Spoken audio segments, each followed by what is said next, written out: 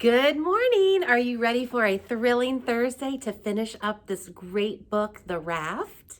Remember, we're using our inferencing skills, putting our background knowledge together with our context clues in the text, putting them together and coming up with some answers, some inferences, going through our filing cabinet. Yesterday, we started reading about a boy named Nicky who had to go to his grandmother's house over the summer because Dad was working and there would be no one home. Remember at the beginning of the story how he was feeling. So now what we're starting to get into the middle, remember he found the raft and it had all different animals on it. So we think he's starting to really like there. Going fishing with Grandma. And we left off where we found out that a bunch of animals were starting to come around the raft, and we inferred that they're used to seeing the raft. Because animals, if they come across something new, typically they're scared of it.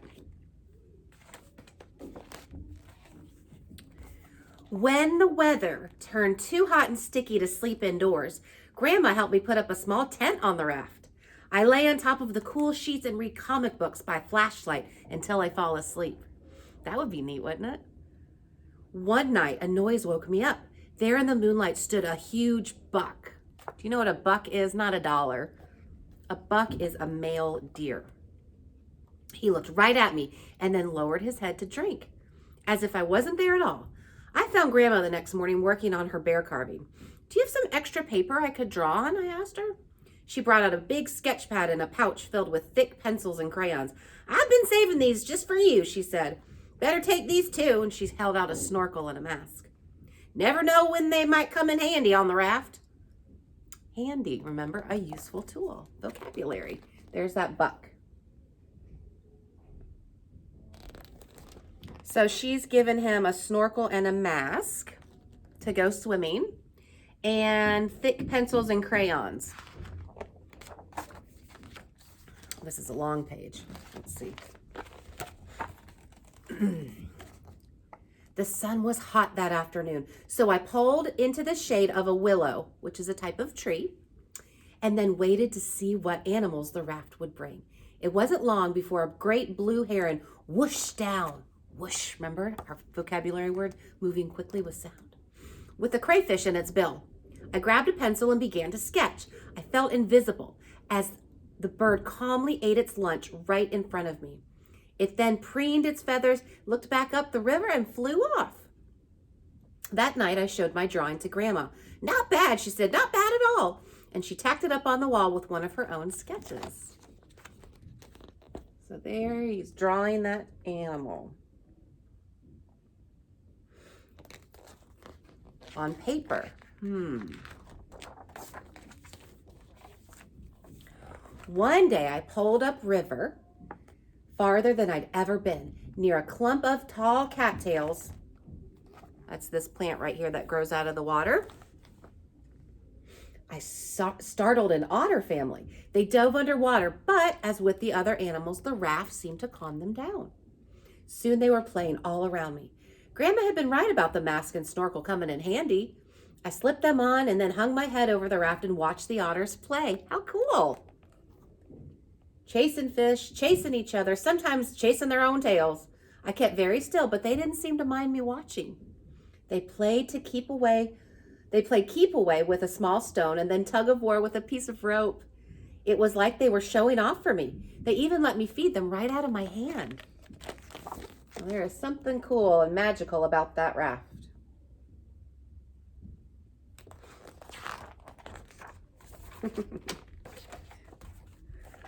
Some mornings, Grandma would make a bag full of sandwiches and a thermos full of icy lemonade. Then we'd put on our bathing suits, grab some towels, a lawn chair, and an inner tube, and pole upriver to her favorite swimming spot. I've come swimming here since I was a girl, she told me as we tied the raft to an old dock. The Marshalls used to live here, and all 10 of them. What a herd of wild animals they were. While Grandma watched from the inner tube, I practiced my flying cannonballs. Then we'd eat our lunch and she'd tell me stories about growing up on the river. My favorite was the time she found a small black pearl inside a river clam. I still have it, she said. Look at Grandma's having a good old time watching her grandson.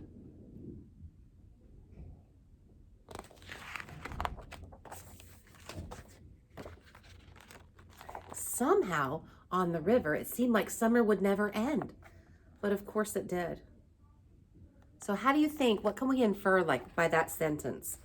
Somehow it seemed like summer would never end, but of course it did. So how do you think he's feeling now?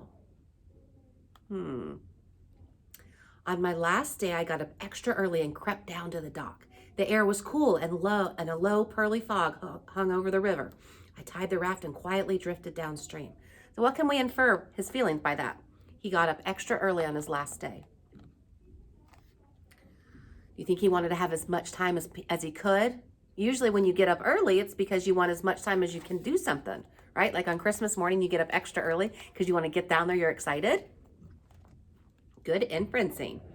Ahead of me through the fog, I saw 2 deer moving across the river, a doe and her fawn. A doe is a female deer and the fawn is the baby deer. When they reached the shore, the doe leaped easily up the steep bank and then turned to wait for her baby. But the fawn was in trouble. It kept slipping down into the mud.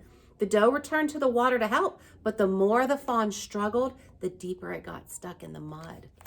Whee! And there he is. What do you think is going to happen?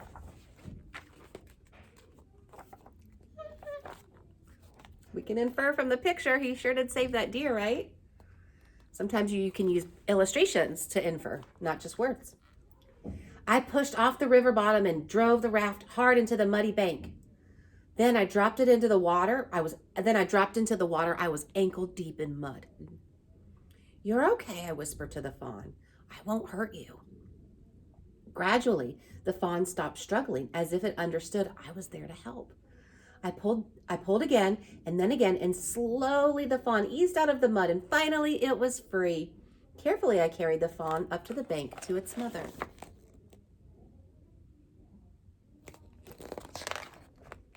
Good thing you got up early, right? Then, quietly, I returned to the raft. From there, I watched the doe nuzzle and clean her baby, and I knew what I had to do. Look at what he's doing. I pulled the stub of a crayon from my pocket and drew the fawn in all its wildness onto the gray boards of the raft. When I had finished, I knew it was just right. Look, there's an otter watching. Whose raft do you think that was? What kind of inference can you make about that? It never says whose raft it is. But what can you infer just from what you know? The pictures of the animals. Grandma had artwork, right? What can you infer from that? Can you infer that maybe that raft belonged to Grandma?